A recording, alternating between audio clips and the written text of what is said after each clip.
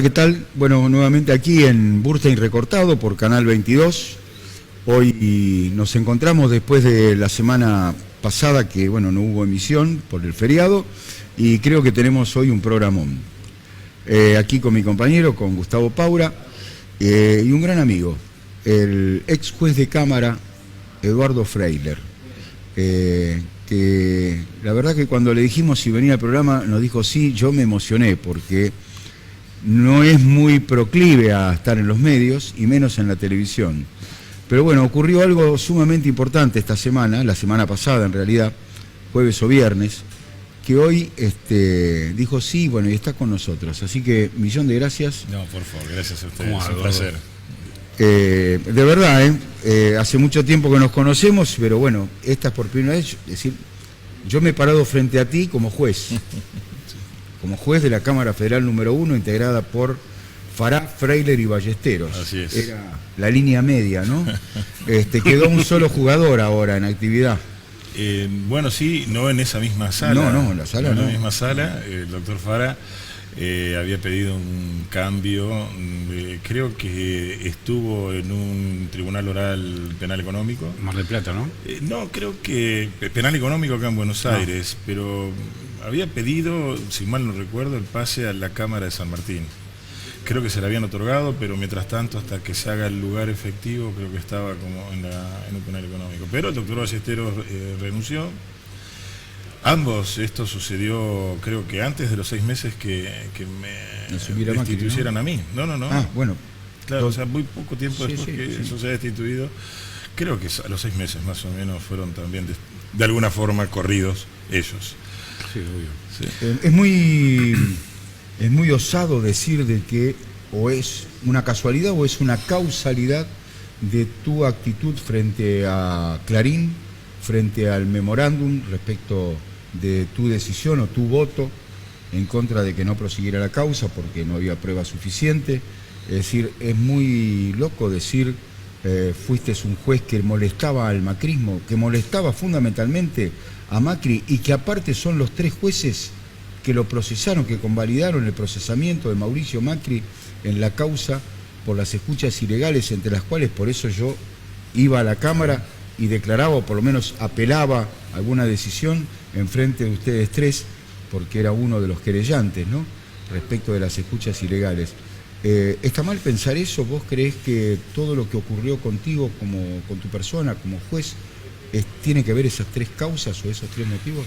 Sí, no solamente esas 3, quizás alguna otra también más importante, originalmente, que era causa de prensa, en donde también, claro, es verdad, hemos determinado que se habían cometido delitos de lesa humanidad, por lo cual, en mi parecer, yo creía que algunas personas tenían que defenderse de esa imputación que se le hacía, y bueno, la primera forma de defenderse generalmente los jueces llaman en indagatoria, y bueno, esto evidentemente no ha gustado a algunos centros de poder.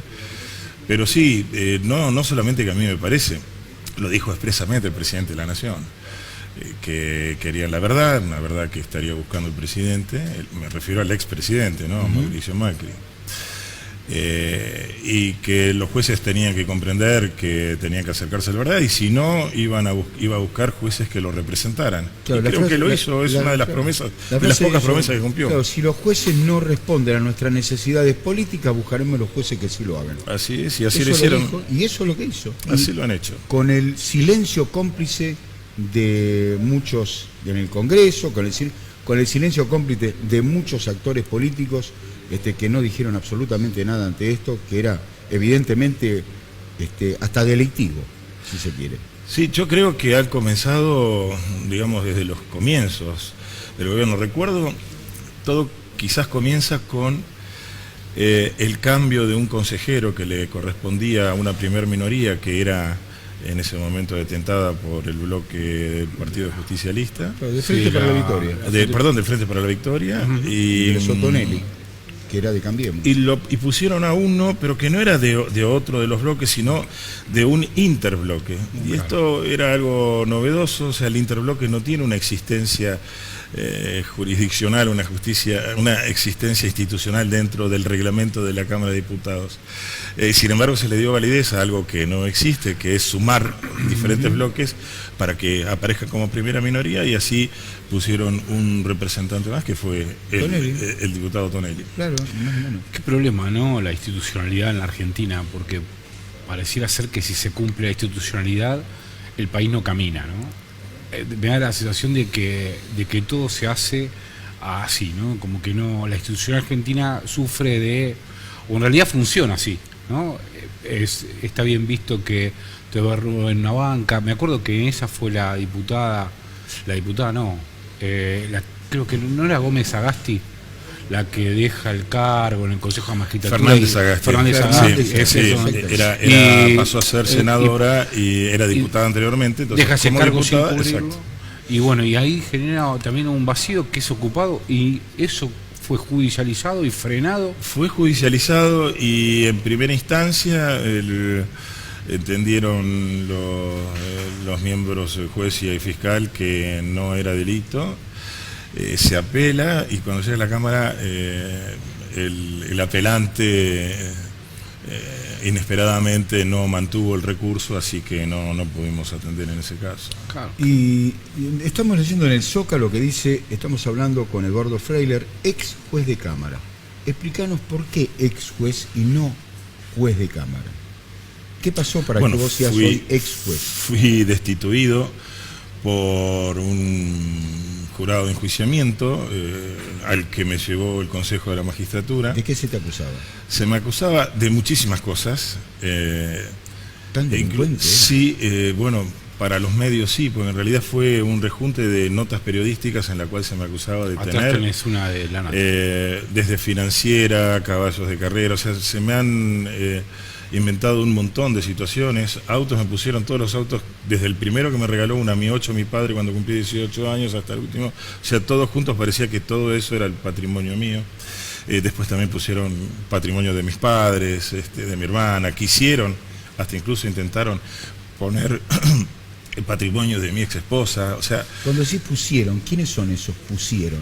Primero lo ponen en los medios, en las notas periodísticas. ¿Quiénes? ¿Tenés nombre y apellido? Sí, Clarín, Nación, los diarios, las editoriales de Nación eran descabezadamente directas, hablaban mi nombre, decía que era corrupto, que no podía estar. Obviamente La Nata fue también, desde su programa, fue una de las personas que más, con mucha anterioridad, incentivaba a la opinión pública en mi contra, incluso no solamente a toda la opinión pública. Una de las cosas más aberrantes que hizo fue tratar de armar un escrache, como comúnmente se dice, cuando yo me iba a ir de viaje con mis hijos. Y anteriormente a eso había dicho por radio, y le pido perdón por la vulgaridad, pero para repetirlo en términos periodísticos, me parece que no es que... No te hagas problema. Dijo, dirigiéndose a los compañeritos de mis hijos en el colegio, estaban en la escuela primaria en aquel entonces, y secundarias algunas, diciendo, a ver, a los compañeros de los hijos de Freiler le tienen que preguntar, che, ¿el hijo de puta de tu padre ha escrito esto? Y encima decía algo que nunca se escribió, ni que jamás fue escrito. En ese momento estaba suponiendo que desde la Cámara íbamos a correr al juez Lijo de la investigación de Chicone Calcográfica. Bueno, mi ex esposa, en representación de mis hijos, le hizo una causa civil, no sé cómo andará, ellos sabrán por qué lado anda esa demanda civil. Parece que a vos te hicieron un jury de enjuiciamiento, se puede decir así. Así es. En el Consejo de la Magistratura, fundado en recortes o en titulares de diario. Sí, y fundamentalmente decía que todo esto yo tenía un incremento patrimonial, o en realidad ellos dijeron un gasto mensual que era inferior a mis ingresos y que yo no lo podía justificar. ¿Inferior o superior? Superior a mis ingresos, claro. Perdón. Y que no lo podía justificar. Ante cualquier situación de estas, lo más básico es hacer una pericia contable. ¿Qué dio la pericia contable? No la hicieron porque no quisieron hacerla. Dijeron que era tan abrumadora la prueba que no era necesario hacerlo. Bueno. Así que de esta manera dijeron que esto más deudas de patentes de auto y de inmobiliarios, de terrenos, esto implicaba que lo mío, yo estaba frente a un mal desempeño, y esta es la figura genérica que con algún fundamento un supuesto fundamento da lugar a una destitución. ¿Sabes qué me causa gracia? Perdóname, ¿no? Pero incorporaron que debía patentes de auto, no sé si era cierto o no, no importa, o alguna otra cosa, pero no había problema que un ministro de gobierno declarara que su casa estaba en un baldío, que era un baldío.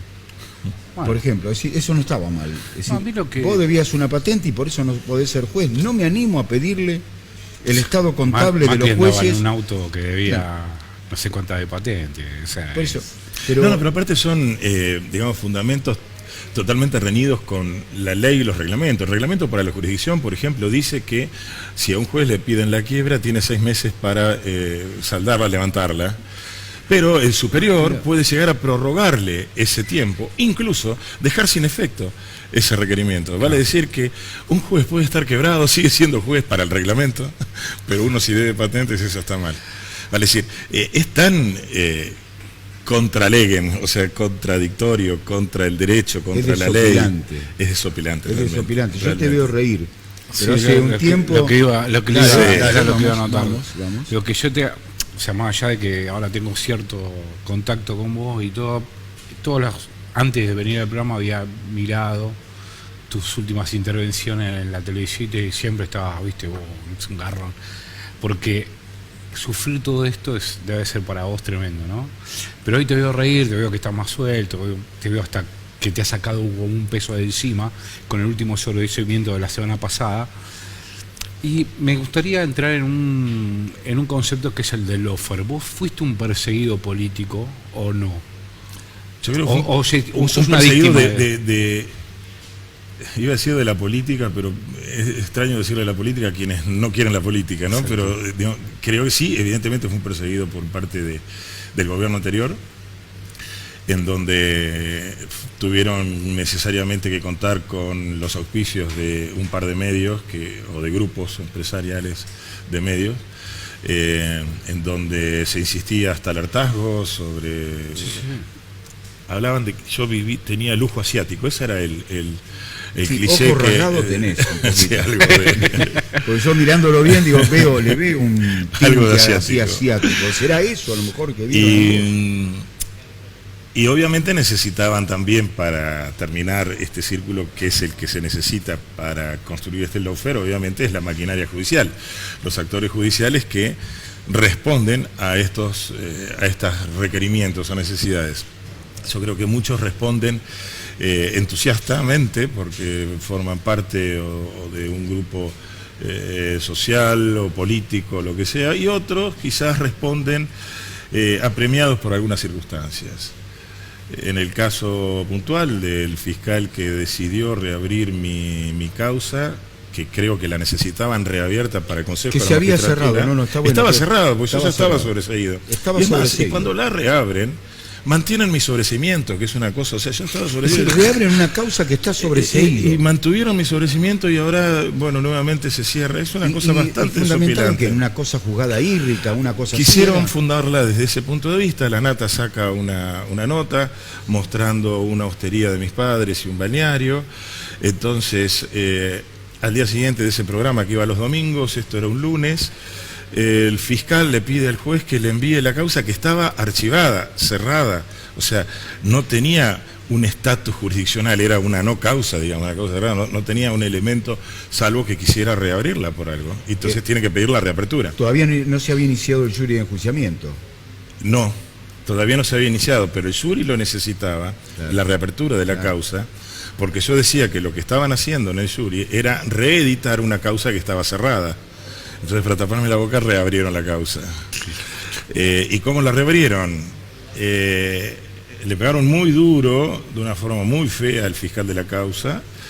El mismo que me denunciaba a mí por enriquecimiento ilícito, lo denunció al fiscal también por enriquecimiento ilícito. Y no solamente eso, desde el diario La Nación le sacaron también una antigua imputación que le había hecho la ex mujer en ocasión del divorcio al fiscal, pero imputándolo de un delito gravísimo, horroroso. ¿Quién era este señor? Era el fiscal, no lo quiero mezclar el fiscal, no el fiscal, el denunciante, el que... Moner Sanz y La Nación. Y La Nación. Era importante. Y en La Nación le imputan un asqueroso crimen al fiscal. Yo realmente lo entiendo, en esas circunstancias el fiscal creo que ha accedido para salvar su honor, el de su familia y demás, obviamente accedió a esto. Así lo quiero comprender, lo quiero entender. No lo he hablado con él para nada porque lo hizo igual, Eduardo, de una forma tan irregular. No hay un concepto de lawfare jurídico, ¿no? No existe esto en la justicia. En nuestra justicia, sí. Bueno, ahora habría que crearlo. Habría que legislar sobre eso. Es un concepto que existe. Yo creo que no hay que legislar. O sea, si cumplimos con las garantías, los procedimientos y demás, me parece que estamos bien resguardados de todo eso. Si el juez es independiente, si el fiscal es independiente, creo que no habría ningún tipo de inconveniente. Si se hace todo como se debe hacer. Hay una ley de arrepentido, por ejemplo, que yo estoy totalmente en contra de esa ley, pero no obstante esa ley, algún tipo de garantías ofrecen. Bueno, se ha utilizado sin siquiera atender a esas mínimas garantías de filmar al arrepentido, de tal. Claro. Sí, entonces, la causa cuaderno, no hay una sola filmación y un solo arrepentido. Cuando no se cumple con la ley, creo que esto debe ser motivo de enjuiciamiento, o por lo menos de análisis y de estudio por parte del Consejo de la Magistratura, cuando los actores judiciales no cumplen con la ley. Cuando vos decís esto, yo siempre hago como un espejo, ¿no? Pienso en el ya fallecido Bonadío. Es decir, a vos te inventaron, te revelaron una causa, buscaron el motivo con Monerzán de por medio, lo que fuere, para que el Consejo de la Magistratura pudiera hacerte un jury de enjuiciamiento. Bonadío nunca fue tratado en ninguna de las denuncias, que debe ser un récord, 70, debe tener denuncias, 70, y nunca 70 pedidos de enjuiciamiento. Nunca prosperaron. Inclusive con algo que quiero tocar contigo, porque tenés que ver con el tema del atentado a Lamia, por cajonear la investigación del atentado a Lamia en cuanto a la desviación y todo el accionar del juez Galeano. 5 años cajoneada la causa y él siguió siendo juez. Lo separaron la causa, pero no lo destituyeron. Estamos hablando de 85 muertos y un atentado. Incluso habían ocurrido mentiras. Por supuesto. Cuando había dicho que no había sido funcionario del ministro Corach. Exactamente, y él había sido funcionario de Corach. Entonces yo te veo a vos que dejaste de ser juez, y cuando yo digo dejaste de ser juez, ¿hoy qué sos? ¿Qué haces de tu vida? Soy abogado, trabajo como abogado, no me ha quedado otra que ¿dónde? salir a trabajar. ¿En Mar del Plata? Porque vos... No, en Necochea, no, bueno, Necochea, algunas cosas siempre hay amigos allá y alguna cosa aparece por la provincia. Acá no, acá en Capital. ¿Dónde estás? En Talcahuano, casi Viamonte, Talcahuano 718, noveno A. Talcahuano 718, noveno A, y tengo el estudio. ¿Qué hace? ¿Penal, civil? Hacemos penal económico, penal tributario, muchas cosas de civil, es un estudio bastante ampliado, algunas cuestiones de contencioso administrativo. No hacemos familia, no hacemos laboral, no hacemos seguridad social. Muy bien. Y te voy a robar el último, después te dejo. Te dejo un segundo nada más, porque yo siempre no lo dejo hablar, pero bueno, soy así. ¿Cómo te sentís como abogado cuando te presentás ante un juez? Decir, y yo estaba acá, ¿por qué no estoy? Es decir, cuando empezás a hacer... Son sensaciones muy encontradas. Más de una vez uno va con muchos pruritos, uno va con preconceptos, ¿cómo me recibirán? ¿Habrán creído estos ex compañeros de trabajo lo que salían en estos canales? ¿Qué pensarán de mí? Uno va con con esos temores. Claro que muchos de ellos son personas conocidas a lo largo de tantos años de haber pasado por el fuero ordinario, luego por las fiscalías federales, y que bueno, uno conoce a otras personas y bueno, y es recibido con una sonrisa, ¿no? Pero no deja de estar esa sensación interna de duda, que es bastante más atenuada ahora de lo que fue en su comienzo. Esa sensación fue tremenda para mí, afrontar la clase, la facultad. Al principio uno veía 40 pares de ojos que lo estaban juzgando a uno, ¿no? Y que juzgando. Es lo que uno pensaba. Entonces yo necesariamente tenía que hablar con ellos sobre el tema, porque si no, claro, era muy difícil. Y ahí veía que quizás la mitad de los alumnos no tenían ni idea de qué es lo que había pasado, los otros sí. Pero vos sí sabías lo que había pasado. Yo sí. Eso era lo peor. Esas cosas, lo peor y lo mejor para poder... sí. Cuando nos encontramos te decía, los que tienen que bajar la vista son los otros. Porque vos te sentías orgulloso. Yo sé lo que era pararme frente a ustedes para exponer por qué tal y cual cosa respecto de la causa de las escuchas. Y uno más allá de ser bastante canchero, ni ir a los juzgados, estar del lado de la verdad. Nunca nadie pudo demostrar que uno miente. Pese a todo, era 3 jueces de la Cámara Federal y son 3 jueces. Claro, imponen un respeto, el respeto que debe tener un juez. Sí, el cargo mismo, ¿no? Es que es como uno debe honrar el cargo. ¿Cómo fue, en realidad, qué te dejó todo este proceso? De que dejaste de ser juez hasta la actualidad. O sea, 2 o 3 cosas que te dijeron, esto cambié, me ha pasado, esto no lo voy a repetir, o esto lo puedo mejorar, qué sé yo. Cambiar, a ver, he sentido sensaciones muy extrañas que nunca antes había sentido, viví experiencias muy feas, obviamente. Yo estaba alquilando una casa, tuve que dejarla, en esa casa yo vivía con mis padres mayores. A los pocos meses de esto, o sea, mis padres lo volvieron a llevar a Necochea, allá falleció mi padre. Uno tiene que empezar a trabajar nuevamente de abogado y cuesta, no es lo mismo comenzar a trabajar desde la teoría, o sea, es totalmente diferente ¿Vos el siempre trabajo. desde que te recibiste prácticamente? No, sí, comencé, ejercí la profesión tanto en Necochea como en Buenos Aires, hasta que empecé en la carrera judicial, fui fiscal ordinario, fiscal federal. Después vamos a hablar de lo de fiscal, de tu época de fiscal. ¿Cómo no? Me interesa sobremanera. Y me pasaron muchas experiencias, algunas enfermedades, tuve una parálisis facial, digamos, nada es gratis, el cuerpo lo recibe, ¿no? ¿Y qué cambiaría? No, yo estoy muy contento de haber intentado mostrar mi verdad en el Consejo de la Magistratura y en el jurado, por eso llegué hasta las últimas instancias. Yo pensaba que se renunciaba antes, era irme dándole la razón, diciéndole, sí, ustedes tienen verdad, agacho la cabeza y me voy. Por eso yo pensé ilusamente que en el jurado iba a tener la oportunidad de demostrar lo que no me dieron. Es más, ni a mi abogado le cortaron el alegato final al abogado, fue realmente escandaloso. Sí, es increíble. Yo haría lo mismo. Hoy a la mañana me preguntaban unos colegas en una radio si yo quería volver a ser juez. Y realmente volver a ser juez para hacer lo que uno cree, y si hacer lo que uno cree uno termina así, realmente no tengo ganas nuevamente. O sea, sí. Vos sabés que yo no coincido contigo en ese aspecto. Sí, pero tengo pensaba esto, digo, o sea, diferente. volver para luego ser sometido por el poder, que puede estar en desacuerdo con mis fallos. De esta manera, realmente, es que uno arrastra también consigo a la familia, a los Por amigos. supuesto, ¿cómo no saberlo? Sin duda. Mira, nos quedan 3 minutos. Yo te quiero decir por qué no estoy de acuerdo.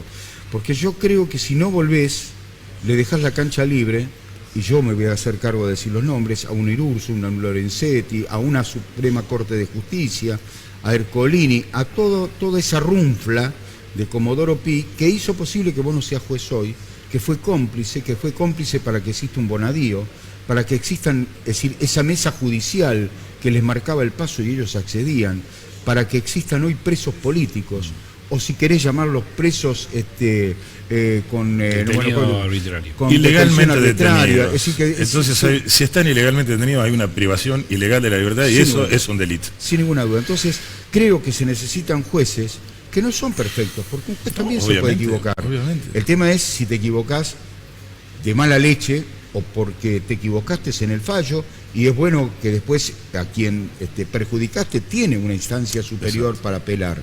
En este caso vos no pudiste apelar a nadie, entonces, porque sé que a Gustavo le va a gustar el tema, y lo vamos a hacer después del corte, ayer el presidente de la Nación, Alberto Fernández, avisó, ya venía avisando y finalmente expuso la reforma judicial. Yo creo que la reforma judicial, sin que se traten, por ejemplo, casos como el tuyo, que fueron apartados de la justicia, porque si se está haciendo la reforma judicial es porque se están buscando jueces probos, y yo ante vos me paro con un juez probo. Entonces, entiendo que esa reforma judicial tiene que contemplar que toda esta porquería, todo este desmanejo, toda esta delincuencia que hizo posible dejar en el camino jueces que hoy son necesarios, no hace falta buscar nuevos, démosle lugar a los que se comportaron como corresponde, debían ser automáticamente reincorporados en el lugar en que ocupaban. Para mí eso es una reforma judicial y es como devolverte la dignidad, porque a vos te quitaron la dignidad, te ensuciaron, te mancillaron. A tus hijos le decían, muchachos chicos, díganle a los hijos de Freiler que es hijo de puta, que es un delincuente. Esto es gratis, ese señor está acá a la espalda tuya, se llama La Nata. Este señor sigue produciendo programas. Yo le puedo decir que es un hijo de puta, lo mismo, a él no le afecta en su buen nombre y honor, no le importa. Pero vos estás hoy sentado como abogado, como ex juez. Te estamos entrevistando como ex juez y dando tus explicaciones. Yo creo que eso sería una reforma judicial en serio, con premios y castigos que debe haber en la justicia. Y como dice un amigo en común, no va a suceder hasta tanto no haya presos los jueces, no haya jueces presos. Si vos no tenés jueces presos, van a seguir haciendo por más reforma judicial que vos quieras, ampliando a 60 jueces federales, a 50, lo que sea. Pero si no pagan con la cárcel, como tiene que pagar Galeano, terminar pudriéndose en la cárcel por lo que hizo, yo creo que en las reformas judiciales no alcanza. Dije todo lo que tenía que decir, voy a decir más seguro, y si querés nos contestás, si querés no, te pido que nos contestes, y seguramente Gustavo va a ampliar el tema de la reforma judicial. Sí, a mí me interesa. Después del corte. Perfecto. Muchas gracias.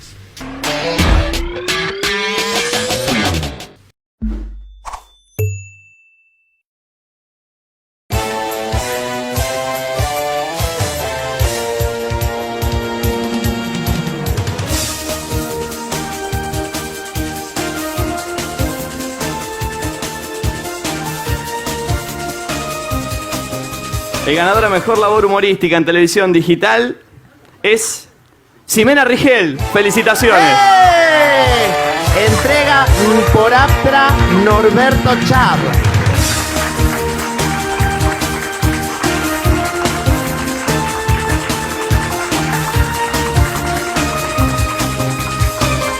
Bueno, no lo puedo creer. ¿Qué quieren que les diga? No lo puedo creer. Bueno, gracias, Aptra. La verdad que siempre soñé con ganarme un premio así. Ay. Bueno.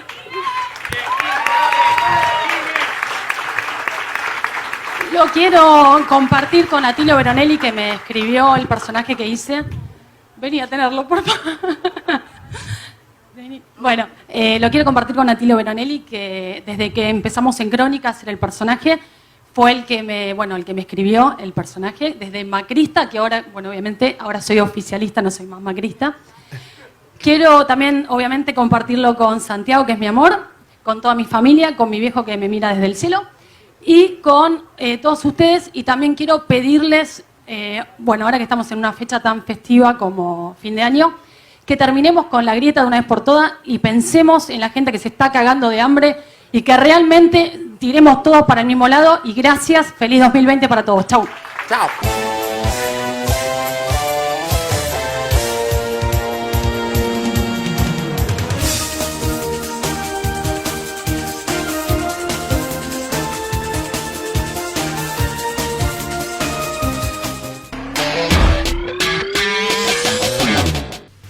Bueno, nuevamente estamos aquí en Burstein Recortado por Canal 22 con el ex juez de la Cámara Federal, Eduardo Freire, y por supuesto con Gustavo Paura, que me acompaña por ahora. Algún día, abrirá la puerta y entrará para acompañarme en el programa. Para que no me dejes solo, te voy a dejar hablar. ¿Querés ampliar lo que dije? Sí, me interesaba la visión de Eduardo, por otro día debatiendo sobre una charla informal sobre la reforma judicial que se venía. Eduardo dice lo que realmente sucedió, que era la fusión, digamos, de distintos fueros. Lo venía anticipando, lo venía anticipando, los sí. Caminos, ¿eh? Y él tenía una idea, no de este sábado, que fue la que anticipa la jugada, sino la anterior, que me parecía de una explicación que puede tener el tipo del almacén de la esquina, entendiendo un poco el juego, ¿no? Entonces Eduardo decía que bueno, que había dos salas, entonces uno estaba Irurso, uno estaba Llorens, y que realmente como no hacía falta, digamos, quizás una reforma judicial tan apresurado, sino que cubriendo esos 4 puestos, digamos, 2 en una sala y 2 en la otra, podía generar, digamos, una justicia más creíble, un poder judicial. Y por lo menos frenar un poco los desmanejos que estamos viendo en la justicia en todo sentido. ¿Por qué? Bueno, por el momento vos vas apelando y la Cámara o la Sala va poniendo en orden los desmanejos de las instancias inferiores. Y me parecía una idea sencilla que no debería tener un costo más que, no sé, alguna jubilación. Jones y Irursum. Sí, no, lo dijiste, pero decir completar la sala, nombrar sí, completar jueces en cada una. Me parecía para que era, digamos, si quieren, que en el momento que estamos de crisis, más económico, y además frenar un poco bueno, hasta acá vamos a llegar, porque si no, es viva la pepa, digamos. Sí, sería un procedimiento inmediato por lo menos, ¿no? Es el tratar de poner cubrir las vacantes que quedan, quizás en lo inmediato con una subrogancia. Con la ley de subrogancia actual puede ser, porque las leyes se van cambiando cada tanto y a veces la declara inconstitucional la Corte, o sea que sí, hoy se podría subrogar con otros jueces camaristas o de tribunal oral, o sea, ¿por qué digo esto? En la sala 1 hoy están trabajando 3 jueces, es uno solo el que ha ganado el concurso, los otros 2 están subrogando, pero las subrogancias son temporales, que son Bruglia y Bertuzzi. Una subrogancia un poco extraña en alguna de ellos. Y para colmo de males también fue bastante sospechada. Muchos han opinado que eso era parte de la colonización de la justicia que requería el gobierno pasado, y creo que así fue. Y paradojalmente en la otra sala hay un solo juez, que aparte es como un solo juez, es el presidente de su sala, es el presidente de la Cámara, tiene a cargo todas las estructuras. Una de las estructuras más cuestionada es la del bolillero, la del famoso bolillero. ¿Tiene las escuchas también él? También, bueno, él ahora ha terminado su tiempo, ha renunciado a las escuchas, pero la sigue teniendo el que era su vicepresidente, que es un juez camarista de Comodoro Rivadavia, exsecretario de la Corte, que es Leal de Ibarra. Es decir, que todo cambia, pero no cambia. Yo creo que después toda la estructura de las escuchas no ha cambiado para nada. O sea que es una persona, me parece, que tiene muchísimas funciones, que no sé cómo le da el tiempo para ocuparse de tantas cuestiones, y creo que no es lo que ha querido las estructuras democráticas de un Estado de Derecho al consagrar tribunales, obviamente como dice la palabra, ¿no?, con 3 miembros, 3 integrantes, para que entre estos 3 puedan discutir, que haya cambios de opiniones y demás. Son los que están reviendo lo que hace un juez de primera instancia. Entonces esta es la función de ser de un tribunal. En el caso de él es único. Y llamativamente no se ha querido cubrir las vacantes de esa sala, de la sala 2. Cuando en la sala 1 se quiso cubrir, primero hacer la vacante y después cubrirla inmediatamente. Claro, pero a ver, ¿qué causas más o menos dependen de Irursum? Es decir, que él tiene que dirimir en cuanto...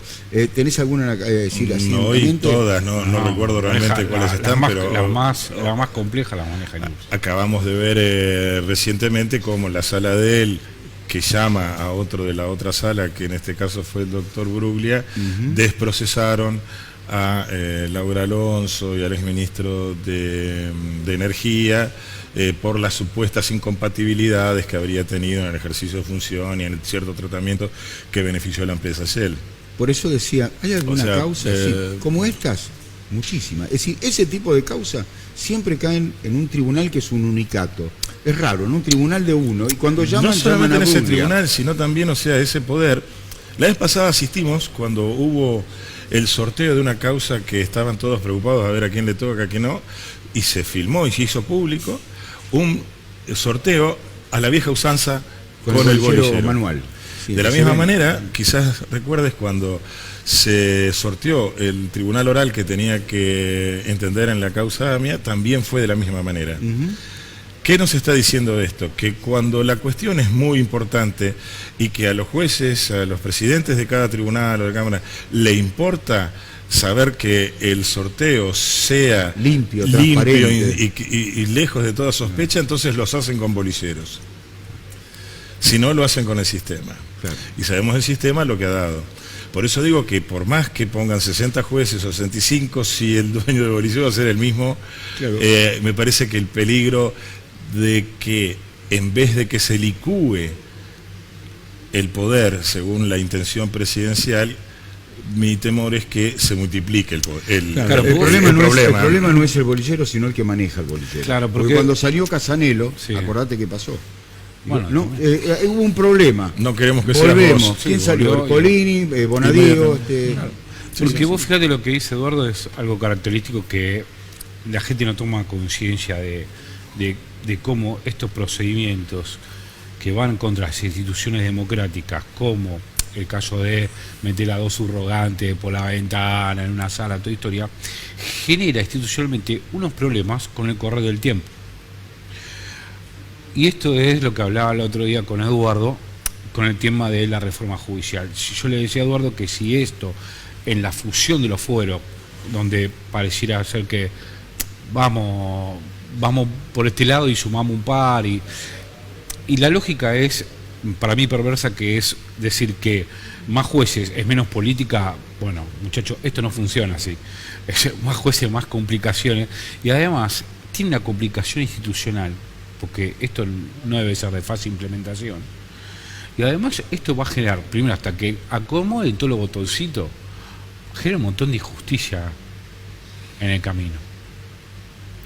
Porque este es el gran problema. El tiempo que ¿no? va a la aplicación de las reformas puede ser, habría que tener una mirada muy especial sobre lo que sucede hasta que la reforma se pueda implementar. Exactamente. Pero Porque no es que... pero convengamos que era necesaria, no es perfecta, seguramente no es yo perfecta. no estoy diciendo Pero que no. no, yo te entiendo, por eso digo, para el que está escuchando decir, algo había que hacer, hay que hacer urgentemente algo. Vos estabas planteando completar salas, es una. Pero ¿sabés dónde me hace ruido a mí?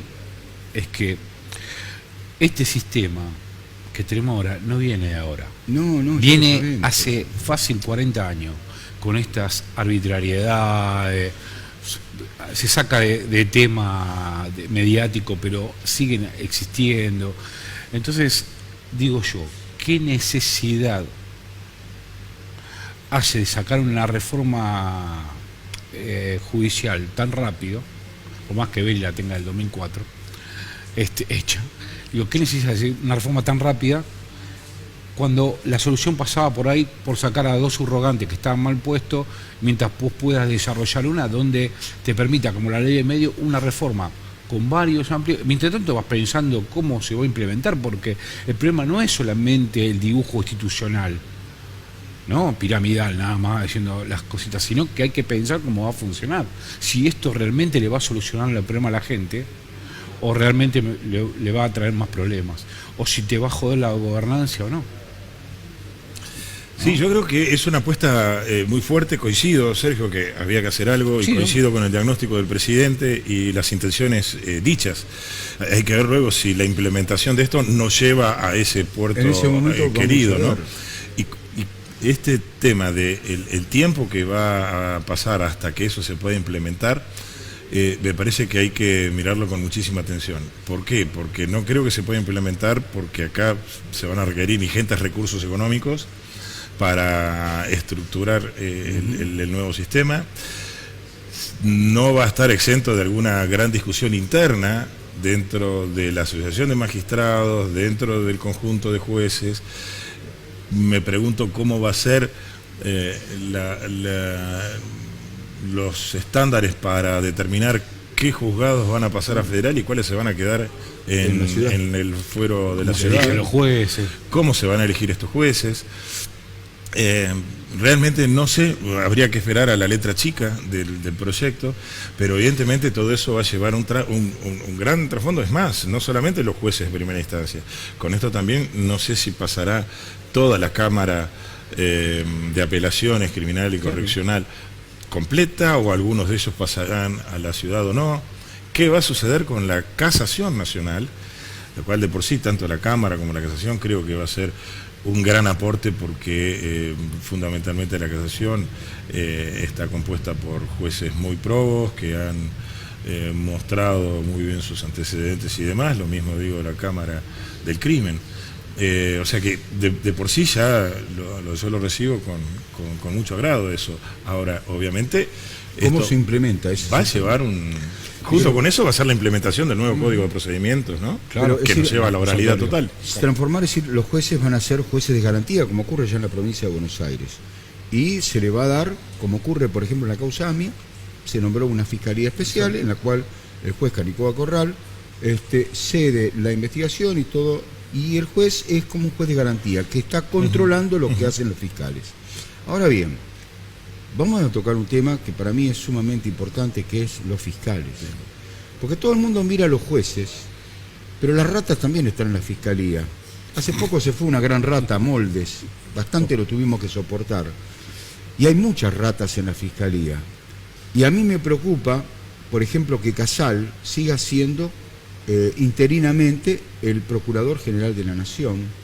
Si es interino, me pregunto por qué el señor presidente no lo puede sacar hasta tanto se designe o no a Daniel Rafecas como... Es que hay que cumplir con la ley del Ministerio Público. Claro, bueno, pero hay muchas cosas que se pueden hacer y que hay que hacerlas.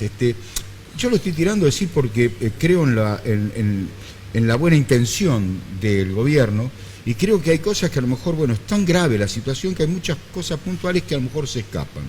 Pero yo necesito que me saquen un fiscal que tengo en la causa mía, que es el fiscal Basso, que es un mamarracho, que es un carnaval, en una causa de 85 muertos, que lleva casi 26 años, y que de lo único que sabemos que hubo un atentado que costó 85 muertos, casi 300 heridos y nada más. Y que los únicos condenados son los que tenían que investigar. Entonces digo, ¿hasta cuándo vamos a tener que soportar esta vejación de no tener la verdad verdadera producto de quienes están designados?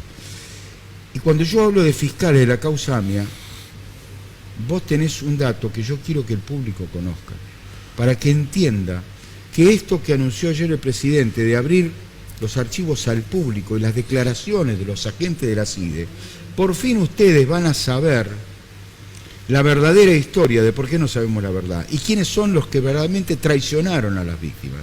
Y Eduardo Freiler, en su condición de fiscal en su momento, cuando volaron la AMIA, vos hiciste junto a otros fiscales la subrogancia de Mullen y Barbaquia, que estaban en el exterior, estaban... No fue una subrogancia, fue un grupo de apoyo que nombró la Procuración. ¿Qué Éramos pasó? 4 o 5 fiscales que nos nombraron para que ayudemos a los fiscales Mullen y Barbaquia, que eran los fiscales naturales de esa fiscalía, era la que le tocaba investigar.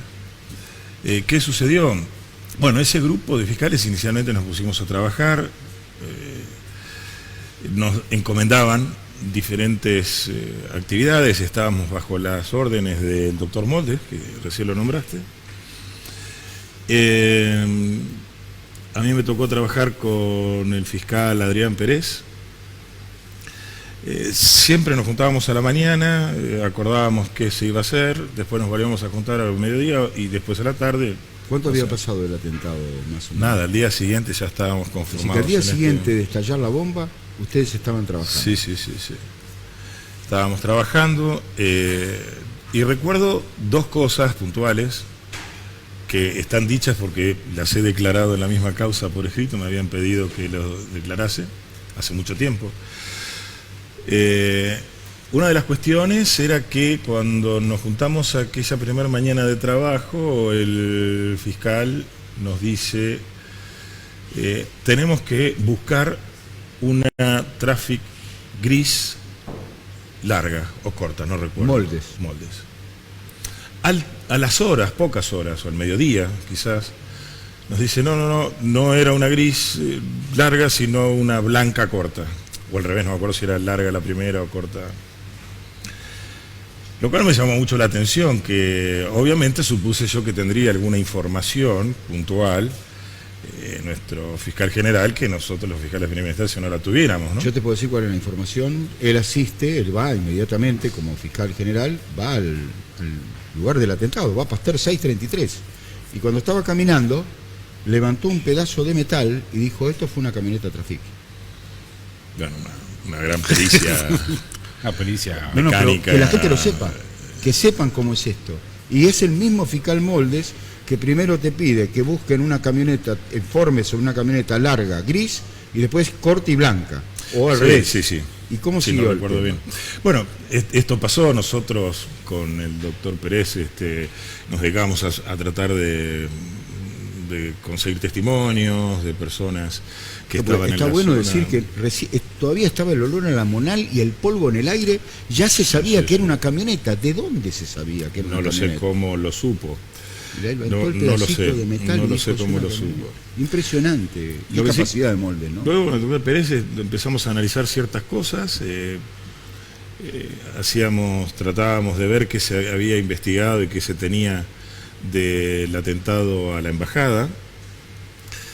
Y bueno, analizándolo vimos algunas coincidencias, en los dos casos estaba en construcción o en refacción, en los dos casos la misma empresa que ponía los contenedores era la misma. Empresa Santa Rita Santa de Rita, Haddad, el dueño mismo de Haddad. titular. Entonces cuando sucedían estas cuestiones, que el volquete había sido sacado supuestamente con anterioridad a la mañana, cuando aparentemente no estaba completo para sacarlo, o sea, algunas cuestiones, entonces supusimos con el doctor Pérez y los otros fiscales, porque también los sometíamos a consideración del resto, imagínense que no teníamos ninguna experiencia en investigar este tipo de atentados, cero experiencia, o sea, realmente era una cuestión bastante difícil para nosotros. Y entonces le solicitamos con quienes trabajamos en ese caso, que era el departamento de policía, que cite a este señor. Al dueño de la empresa Santa para Rita. tomarle declaración testimonial, al menos. Y bueno, después nos llaman, nos dicen que sí, que ya estaba este señor ahí en las dependencias de la policía, y nos dirigimos para allá. Cuando llegamos, preguntábamos por este señor, y los policías nos dicen que no, que se había ido, que cómo se había ido, si nos habían dicho que estaba, entonces fuimos y que había llegado un coronel de parte de un altísimo funcionario del gobierno para decir que este señor se tenía que ir. El coronel se llamaba Frenkel. Frenkel. Ese es lo que nos dice el policía, yo no lo vi, el coronel Frenkel, esto es lo que nos dice el policía que nos atendía, que había aparecido el coronel Frenkel con una orden del doctor Menem, que este señor no tenía que prestar esa declaración. Y así nos quedamos sin esa declaración. Es decir, que el presidente de la Nación le ordena a un coronel asistir a la Policía Federal para que la persona que era dueña de la empresa Santa Rita, que es bueno es decirlo también, que tenía en el puerto miles de kilos de amonal, que fue el mismo explosivo que se utilizó para volar la AMIA, hubo una orden presidencial para que ustedes no le puedan tomar Es que hay una diferencia muy grande entre lo que dice esa empresa que había comprado y lo que las propias fabricaciones militares dijeron que había comprado, que era una cantidad. Fabricación le mandó 4 toneladas y dice, no, compramos 3 kilos. Una cosa así, una diferencia impresionante. Abismal. No recuerdo las cantidades exactas, pero era una diferencia abismal entre uno y otro, sí. Y de ahí dejaste la causa. Eso coincidió con el viaje que hizo el juez Galeano con los fiscales Mullen y Barbaquia a Venezuela, a ver a un arrepentido iraní, sí. Y que cuando llegaron de regreso dijeron, ya está, lo tenemos todo, tenemos la verdad y tal. Nos caímos de espaldas, se van a caer de espaldas, dijo el juez. Entonces ahí todos, incluso el doctor Moldes dijo, señores, yo renuncio, ustedes hagan lo que sea, y todos, absolutamente, los que habíamos sido nombrados como coadyuvantes de estos fiscales, nos apartamos y dijeron, bueno, muy bien, el juez y los fiscales se han encontrado el camino, así que no teníamos razón de seguir. ¿Qué sentiste vos cuando, como fiscal, tenías la oportunidad de tomar una testimonial, en principio, al dueño de la compañía que depositaba en la puerta de la AMIA el contenedor, que tenía en su poder explosivos que eran similares a los usados en la AMIA y que había una orden presidencial de no investigar, de protegerlo? ¿Cómo te sentiste como fiscal, como parte integrante del Poder Judicial? Tan imposibilitado como cuando veía que cuando acudían los servicios que habían enviado el Estado de Israel a colaborar con la búsqueda y rescate, veía impresionado dos cosas. Una, se había constituido una carpa enfrente a lo que había sido la sede de Pasteur. La carpa en donde estaban los israelíes. Una carpa en la que yo no vi lo que había dentro. Sí, habían mesas comunes, habían puesto, y sobre la carpa habían puesto una bandera israelí. Cuestión que yo le pregunté en aquel momento al juez, digo, ¿qué es eso? Porque no era una embajada lo que había volado, lo cual obviamente habría que darle un espacio, un lugar para que pueda tener o sea que funcionó realmente como una embajada con la inmunidad que le puede dar ese estatus al estar bajo la bandera de otro país. Y lo que ahí sucedía eran llevados todos los papeles que eran rescatados de entre los escombros, puestos en bolsas de residuos, se enviaban ahí adentro, evidentemente ahí se seleccionaban y volvían a salir en bolsas de escombros, recuerdo un F-100, camino a Ezeiza, aquel viejo Hércules que hemos visto que había traído a todo el personal de rescate. Es decir, que en el Hércules que vino el personal de rescate israelí, se fueron papeles que fueron recogidos por los soldados y voluntarios que entregaban a los soldados. Así es lo que me decían, que al preguntar qué hacían con esos papeles y dónde iban, es que los llevaban al avión. Entonces uno se siente sin, digamos, más que nada después, al escuchar por parte de algunas autoridades de otros países decir que Argentina no ha avanzado y demás, lo cual es cierto.